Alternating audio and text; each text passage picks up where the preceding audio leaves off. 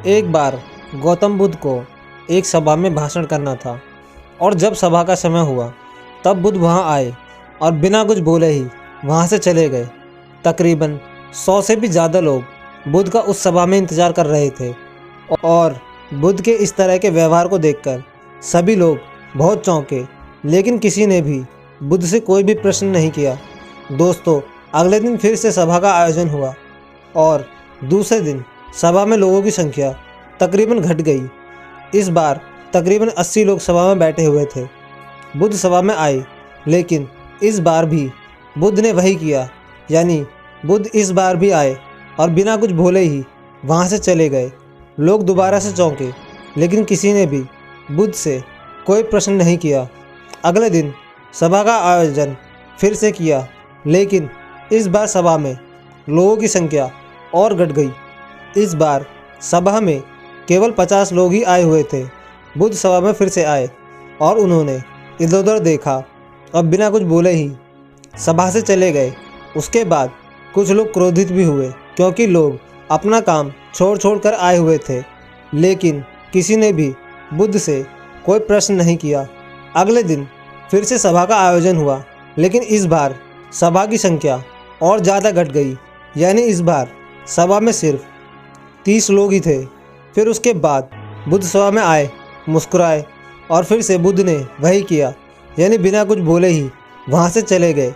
इस बार भी लोग बहुत क्रोधित हुए और इस बार लोगों ने पीछे से कुछ कहा भी और बड़बड़ाए भी, लेकिन बुद्ध ने उनके किसी भी प्रश्न का उत्तर नहीं दिया। अगले दिन फिर से सभा का आयोजन हुआ और इस बार लोगों की संख्या बहुत ज़्यादा घट गई थी, यानी इस बार सभा में कुल मिलाकर 15 लोग ही आए हुए थे।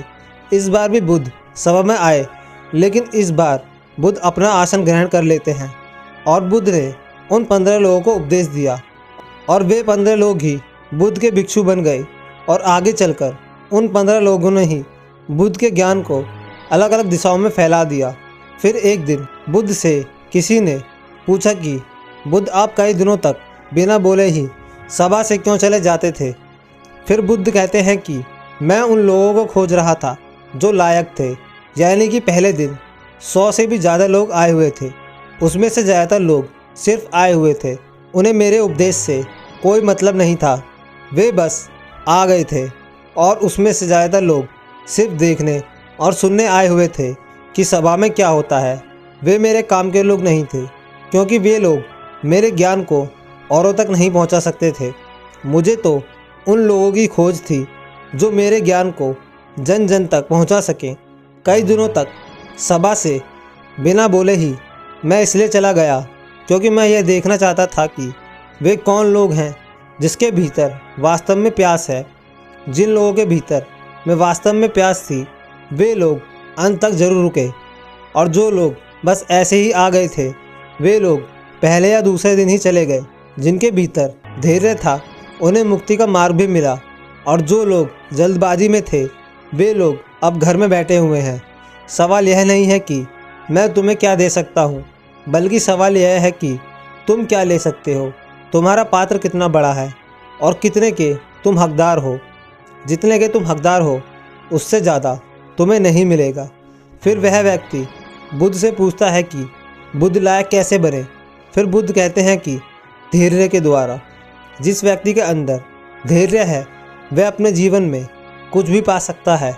सभा में जितने भी लोग आए हुए थे, और उसमें से अंत तक वही रुके जिनके अंदर धैर्य था। तुम्हारा लक्ष्य जो कुछ भी हो, लेकिन तुम बिना धैर्य के सफलता के चरम तक नहीं पहुंच सकते। फिर वह व्यक्ति बुद्ध से पूछता है कि कोई व्यक्ति अपने भीतर के धैर्य को कैसे बढ़ाए? बुद्ध कहते हैं कि निरंतर अभ्यास के द्वारा हम अपने भीतर के धैर्य को बढ़ा सकते हैं। जैसे कोई व्यक्ति जब ध्यान करना शुरू कर देता है तो उसका मन उसके सामने कई सारे अड़चने लाता है, लेकिन उसका धैर्य उसे एक दिन उसके लक्ष्य तक जरूर पहुंचा देता है। फिर वह व्यक्ति बुद्ध से कहता है कि मैं समझ गया, यानी मुझे धैर्य के साथ निरंतर अभ्यास करने की आवश्यकता है। आप लायक तभी बनेंगे जब आप अपने भीतर धैर्य को बढ़ाएंगे। और धैर्य कैसे बढ़ेगा? धैर्य बढ़ेगा निरंतर अभ्यास के द्वारा। और अभ्यास कौन करेगा? अभ्यास करेंगे आप, तो फिर करते क्यों नहीं? दोस्तों, खुद से ईमानदारी के साथ एक प्रश्न जरूर पूछिए कि जो आप भविष्य में बनना चाहते हैं उसके लिए क्या आप धैर्य के साथ काम कर रहे हैं? ऐसी ही कहानी देखने के लिए वीडियो को लाइक करें और चैनल को सब्सक्राइब करें।